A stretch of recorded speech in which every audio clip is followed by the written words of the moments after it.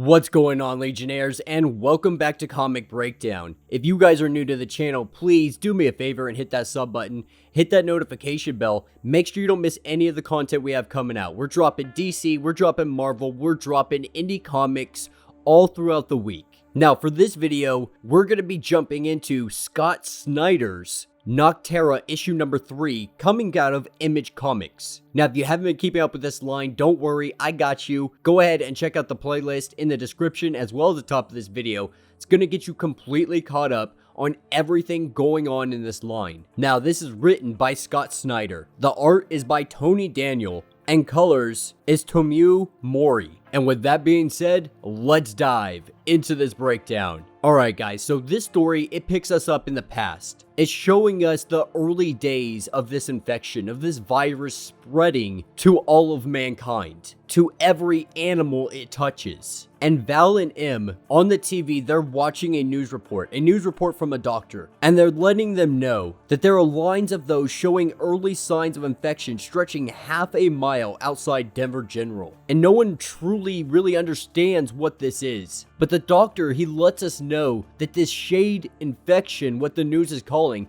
it's not actually an infection. It's not even a mutation, it's a metamorphosis. Something that no doctor has ever really seen before. You know, the darkness, it changes individuals on the genetic level, and it's using living creatures. But with humans specifically, the changes are far more dramatic. And it's far more dramatic than any other species. Almost like the dark does something special and unique to human beings. And so what he's saying is this first week of infection, of metamorphosis, this is just the beginning. Who knows what humans are truly going to turn into? But one thing they do know for sure is that once the eyes change, once those pupils are distorted, there's no way back. From that point, there is no way to change anything because the brain itself has already changed, especially around the language center. And their best guess for this is that somehow these human shades, they have a way of communicating with each other that they don't understand yet. But by this phase, those affected, they're secretly in contact with other shades, speaking to them in some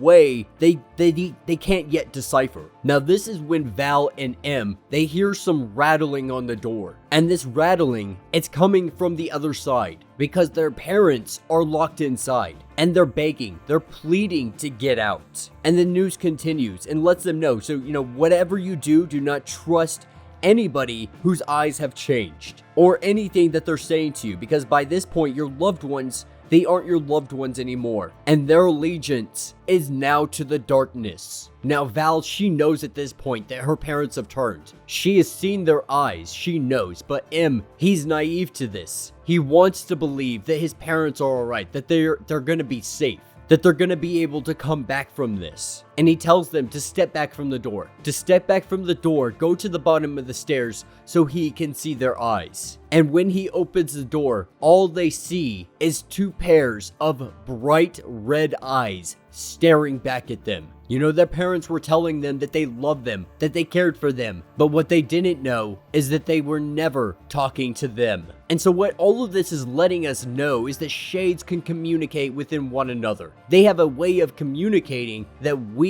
just don't understand. You know, and Val says she's not sure if she necessarily believes in a language of the gods like speaking in tongues, but she surely, truly believes in a language of the evil. Now this is where Black Talk Bill is communicating with her, because in present day, they are hauling butt down the road, doing everything they can to avoid capture at this point. Because Black Talk Bill and the rest of his little goons are in hot pursuit behind her. And the whole time that they are running along this, Black Talk Bill, he's taunting her, letting her know that when he does catch them, he is going to kill all of them, and he is just sitting here thinking of all the ways that he could do this. But as they're making their way down this road, this is where they come into a giant sign, a giant neon sign that is just absolutely ridiculously big, and we see the rig crash through this thing, and it comes tumbling down on top of Black Top Bill and the rest of his gang.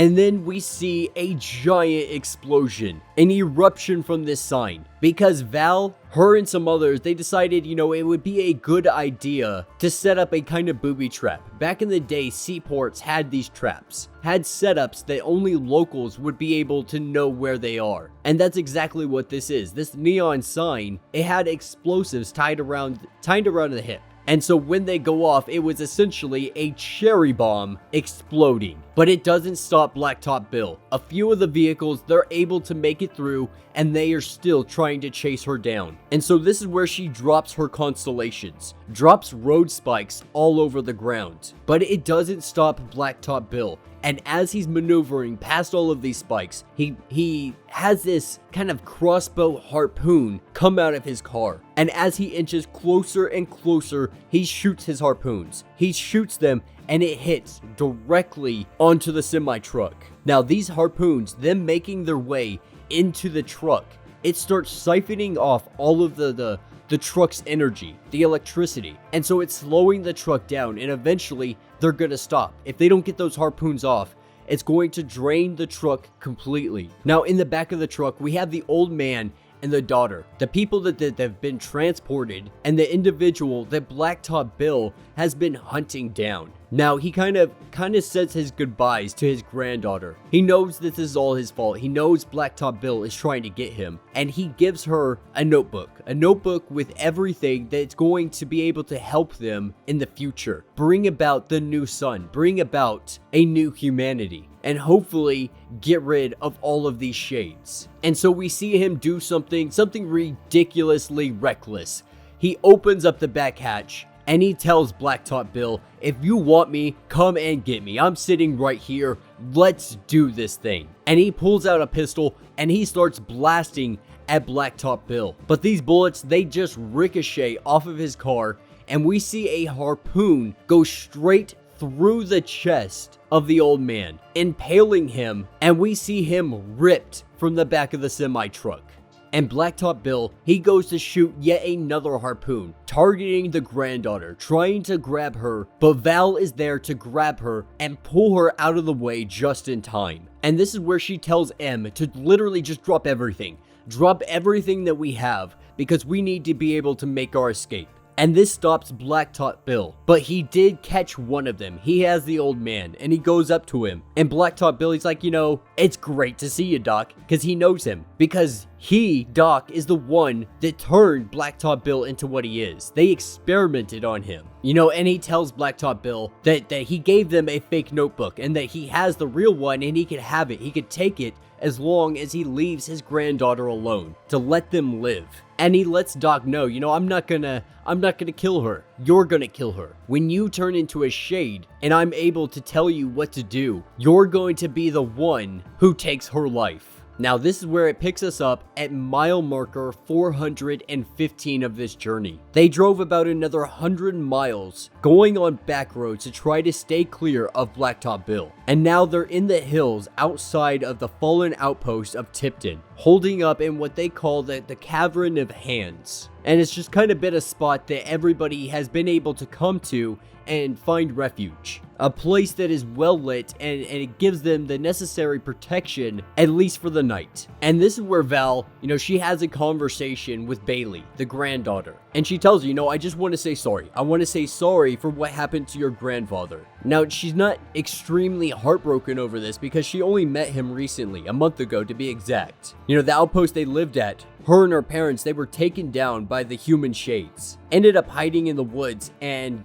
her grandfather, Gus, he showed up just as everything was falling apart. And he said that he would be able to save her, to be able to protect her at a secret place known as the Sanctuary. And this is where Val's like, all right, I need you to tell me everything. Tell me where we're going. Tell me what he told you. Help me understand what we're doing up to this point, because now that he's dead, we don't really know what to do. We don't even know what all of this means. But Bailey says, you know, this is the new world. This is everything that we're gonna need. This is a new sunlight, but even stronger. And it's real. He calls it the Lux. And this is where she hands over the notebook, but it's filled with just scribbles, with nonsense, or at least it appears to be. But Gus, the grandfather, he let us know that his brother would be able to figure it out. That it would make sense to the brother, to Tiberius. No, and Val lets her know she doesn't believe any of this. She doesn't think that there's going to be some magical thing at the end of this, that there's going to be a new sun. She truly believes that it's all a scam, but she wants to survive. So if a place called the Sanctuary exists and people are living there, that's really their only option up to this point. Now this is where we pick up with M. And M is sitting here laying down. And while he's laying down, we see him sweating, the fever starting to break, because he's been infected. He's been infected for quite some time, and he's done everything up to this point to try to fight off this infection, to fight off the shade taking him over, but it's not working. Nothing has to this point. And as he sits here laying down, he opens his eyes, and we see that his pupils have changed. His eyes have turned that yellow, which means that it is already too late for M. And that will be the end of this issue. So let me know what you guys think down in the comments. Personally, like I've been saying about this line, I love it. The artwork is absolutely amazing, and the story is original in my opinion. It's definitely something new, something that we really haven't been exploring a lot in a lot of comics. And so personally, I think it's a lot of fun. I'm thoroughly enjoying the storyline, the artwork, and everything that's been coming out of this so far. You know, I really hope that this gets adopted into like a TV series, because I think the idea, the premise behind it is really awesome. Even if it doesn't follow the comic, I would still like the idea of this explored more in a theatrical aspect. But yeah, let me know what you guys think down in the comments. If you have not yet, do me a favor and hit that sub button, hit that notification bell, make sure you don't miss any of the content we have coming out, and until the next breakdown.